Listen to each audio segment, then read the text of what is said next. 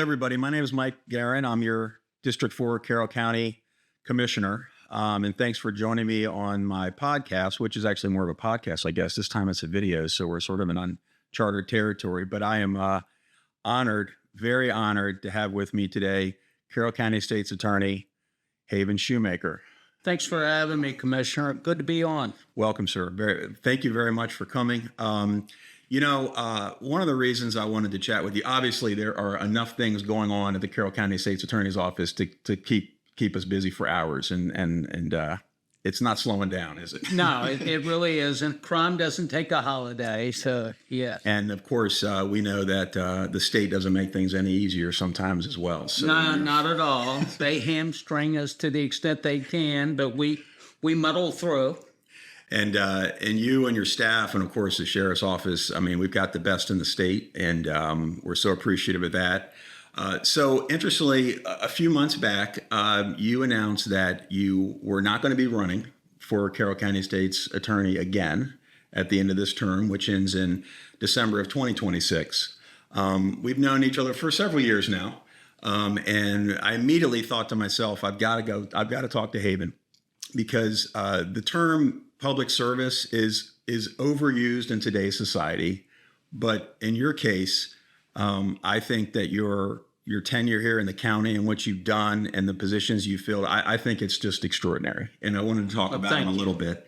You started in 1997 on the Hampstead Town Council. Yeah, I did 6 years in that job. And then you decided that wasn't enough headache, so you became mayor. Mayor. I was mayor for 8 until I got elected county commissioner. And that was in 2010 when the county went to 5 commissioners by district. So I was part of that first board that was elected by district. So, and 4 years of that was plenty. But then you did what? Well, then the good people of Carroll County sent me to Annapolis, and I served in the House of Delegates for 8 years, and that was plenty of that, and I've got the gray hair to prove it. So then as I was going out the door in Annapolis, Judge DeLeonardo, who had been the state's attorney, had been appointed judge, so that presented an opportunity for me to give back in an entirely different role. So I decided to run for state's attorney. So at the end of your term here, that'll be, if my math is right, 30 years Yes. of service to Carroll County, Maryland. Right. This is not. I've got a question for you. It's not a rhetorical question. It's just an honest question, and that is why. Why would you? Why the just the intense desire to serve this county the way you have? Because I can attest to the fact that it's not always easy, and it can be a bit of a headache. So, what drove you year after year to come back for the people of Carroll County? Well, my dad taught me that everybody should give back to the extent that they have the ability to do so. And I thought through elected office that I could do that for Carroll County. And really, being an elected official in Carroll County is not that hard. It's not that hard. As long as you do a couple things. One is, I think you got to have a little bit of common sense, good old-fashioned horse sense. And I think whenever you're confronted with an issue, if you ask yourself, what would the average Carroll Countyan think about this issue? And channel your inner Carroll Countyan and act accordingly, I think that the folks, your constituents, will reward you for that. And, that's kind of been my credo. That's how I've handled politics all these years, or at least I've tried to. Has a particular role, starting at town council and now up to Carroll County State's Attorney, has any of those positions been particularly harder than another? The job I have now is probably the toughest job that I've had. I manage an office of 56 people, so that's 56 different personalities. And, you know, instilling in them the overall mission as I see it, that, we need to work collaboratively with law enforcement to get the bad guys off the street. That has probably been the toughest job. And they get that. They understand that completely, and they've completely bought in. But, dealing with personnel and budgetary issues and things of that nature, when you have that many different personalities, it's been challenging. But having said that, though, it's also the best job I've ever had. That was going to be my follow-on question. Yes. I feel that in this role, I'm able to come to work every day. And by the way, my commute's only 8 miles from Hampstead. So that's great, as opposed to going to Annapolis and beating my head against the wall like I did for 90 days, over 8 years, 90 days a year over 8 years. I only have to drive 8 miles, and I can see palpable results. I can see that we are making a difference in the community by working with law enforcement to do, as I indicated, my perception of our mission, and that's to get the bad guys off the street. And we do it every day. So that's rewarding to me. So it's fair to say that it's the reward for your position you're in right now is great. Do you feel as though is it fair to try to assess all the different positions you've had, and when it comes to dealing with the people? I mean, did you feel as though being a mayor, being a town councilman, did you be a county commissioner, that afforded you the most opportunity to work with people in the community, or is it fair to say that that's really never stopped? No, I think that's been consistent throughout. I did like the mayor's job when I was mayor of Hampstead for those 8 years. I could pick up the phone and call my town manager and say, I'd like this thing done, that thing done, the other thing done. And you know what? It got done. I didn't have to build a consensus with anybody. I didn't have to get 2 other folks to go along with me like I did when I was a county commissioner. I didn't need 71 to go along with me like I did in the House of Delegates. So it was a lot easier. That's probably another reason why I like being state's attorney, because, in this job, I'm one of one, working with 56 outstanding folks. But, ultimately the buck stops with me, and at the end of the day, I get to make the call. So I kind of like that. I'm going to embarrass you a little bit, but on that topic, it is well known within the county. You have mentored quite a lot of people, just from who you are and the positions you've had and the way you conduct yourself. It's fair to say that you're certainly doing that as well right now in the state's attorney's office. But what does it take to be an effective mentor to people? Because again, you have quite a lot of folks in this county who will give you a phone call and ask you what you think, and I am one of them.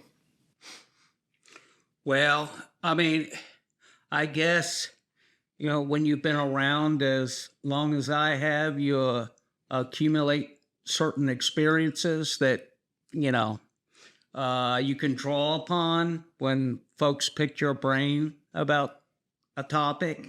So, I draw on the experiences, and I think the biggest thing that I try to use is just what I alluded to a while ago: some common sense. Mm-hmm. Folks in Carroll County are common sense people, And usually there are common sense solutions to the problems that they have. So as long as as long as you don't check your common sense at the door, you'll probably come up with the right result. The as you well know, probably maybe more than anybody, and at least it's my assessment. Times are getting a little tough for good old Carroll County. You're well aware of that, whether it's federal legislation, certainly state legislation, the things that Annapolis does, whether it's criminal justice or just fees, taxes, and anything of the sort. The whole power line issue. The whole power line issue, solar panels. I mean, you name it. Yeah. It is. It's coming pretty quickly, and there really hasn't been much downtime for this particular board because of those things. What are your thoughts on Carroll County moving forward? I mean, and that's sort of a real general question, but I guess if I could ask, what are some of your biggest concerns for Carroll County going forward? It is the county that you love. That's a fact.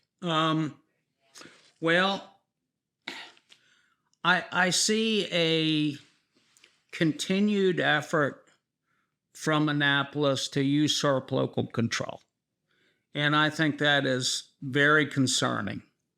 I wish that instead of those folks fixating on the way we do business out here, that they would, take a look at the way we do business and emulate that. But I don't know if that's going to happen anytime soon. Particularly on the, Carroll County is always a topic of conversation down there during their 90 days. They don't like the way our schools do business. They don't like policies on, books and reviewing books to make sure they're appropriate for school-age children and things of that nature. I wish that they would ultimately look at the results that are produced by our students here, and maybe they would rethink that. Maybe they would rethink that approach, that what we do out here is so awful. And I think what's most, and this is right in your wheelhouse, but what's most disturbing are the tangible failures of the criminal justice system in our state and the leniency of laws. And you're seeing that firsthand now. And those are actual tangible things you can point to. I'm always, I guess I'm never really surprised at what I see, but I'm still shocked sometimes. But have you been surprised so far in your current tenure as a Carroll County State's Attorney, some of the things coming down the pike from Annapolis, and how quite literally, in my view, they simply they're not designed to fight crime. They're not designed to keep people safe. No, I'm not real surprised because when I got down there to Annapolis in the House of Delegates in 2015, I noticed right away that the Maryland General Assembly was bending over backwards to coddle criminals. And there was very little consideration or regard for the victims of crime or public safety generally. So they would do things like reduce or eliminate mandatory minimum sentences, decriminalize this activity or the other, things of that nature. And that's continued it's been 10 years now. That's continued throughout the last decade. Just when I thought that maybe things were going to get a little better, because after they passed that disastrous Juvenile Justice Reform Act my last year down there in 2022, they passed some modifications to that in this past session. Not this past session before, that went into effect on November 1st. They made a few tweaks around the edges and made things a little better for prosecutors in juvenile cases. However, this session they doubled down and passed that disastrous Second Look Act, which basically means if you've served 20 years of a sentence. And by the way, if you're serving 20 years in the state of Maryland of active incarceration, you've done some pretty heavy duty stuff, some really bad stuff. But after you've served 20 years, you're going to have the opportunity to have the court take a second look at the sentence that was imposed to, with an eye towards springing these egregious offenders of the law. And all that's going to do is like re-victimize the victims of crime, because they're going to have to keep showing up. And I think you get like 3 bites at the apple. You get to keep filing these things. So these victims are going to have to get gathered up and go back into court and relive, their victimization over and over again. And that was really disconcerting to me. And the governor, not only did he smile broadly when he signed that into law, but, he kind of took a victory lap, and I thought that was very disappointing as well. In poor taste. Yes, I thought so. As the county's chief prosecutor, how frustrating then is it to look, again, I mentioned the word tangible earlier, you can look at other jurisdictions within this country who have adopted stronger laws against criminals, and it works out, it's going pretty good. Yes. So, how frustrating then is it to see this happening here? Because it doesn't have to happen. It doesn't have to happen. It's a mindset that the majority of the legislators have, that we want to be California on the Chesapeake. Mm-hmm. So that's a big problem. I don't know. If you look at the polling, whether it's Gonzales or any of the polling that's done statewide, it'll show that Black people, white people, Republicans, Democrats, pretty much everybody agrees that that the state of Maryland is entirely too soft on crime. And yet every session they double down. So I don't understand it. There's a disconnect there that I guess until people rise up and start voting these people out, I guess it's going to continue. Yeah, you mentioned the key word. It's all about elections, isn't it? Yes. Somebody said that they have consequences, and they absolutely do. They certainly do. Switching gears a little bit, looking ahead for the next year and a half, roughly year and a half, I know it's going to be a busy time, and you're not done yet. No, I've got 18 months to go. But was the decision, and I'm not going to ask you what your plans are and what's next, but was it a hard decision, an easy decision? You just felt like maybe it was time?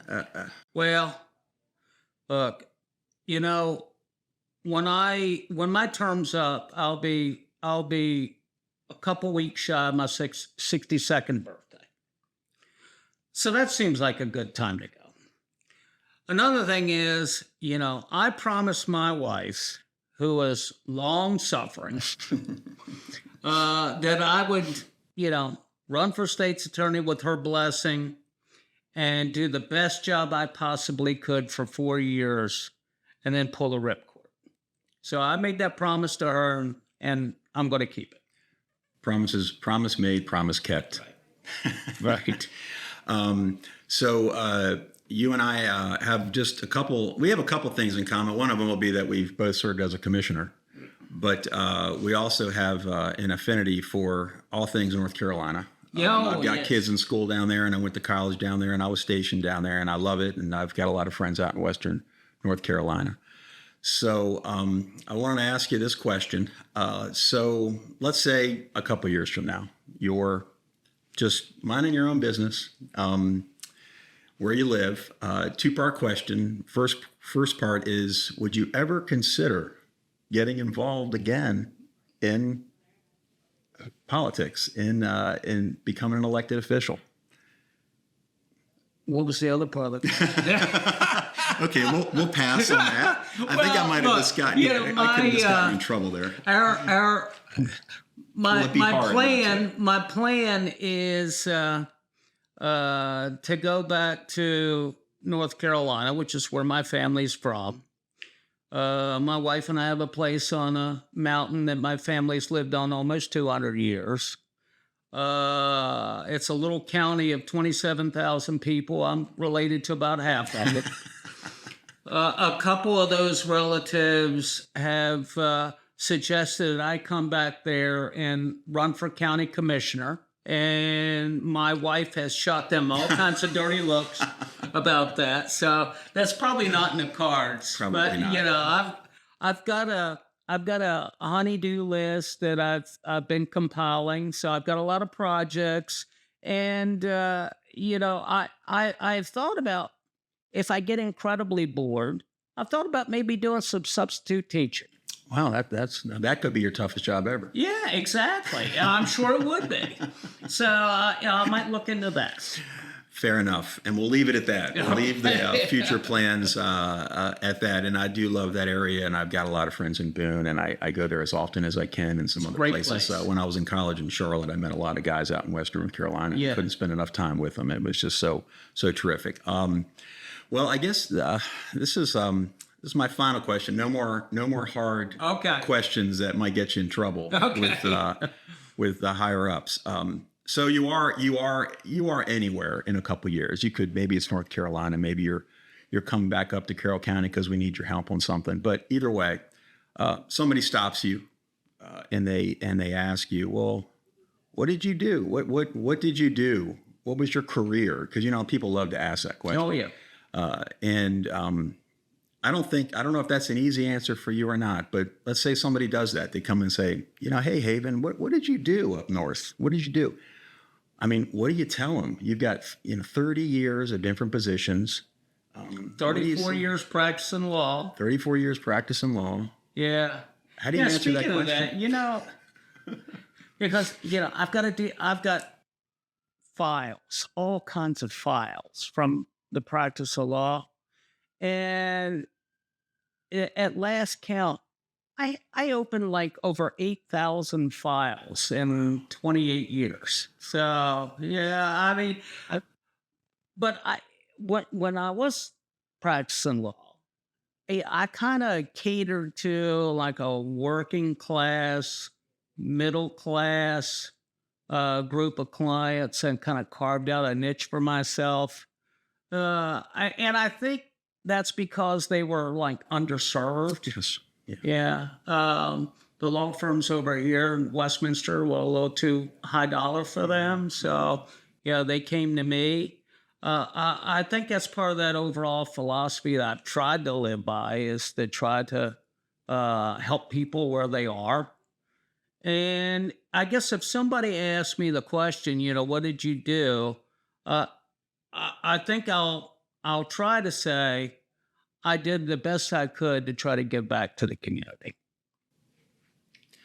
Well, you certainly have, and you certainly are, and you continue to do that every day. Thank you. And I know this won't be our last discussion before next year, but I really want to thank you for coming over and spending just a couple of minutes with me. Oh, and maybe thanks I can for having me. Thanks for having me. It's an honor. I appreciate it. Thank you, sir. Thanks.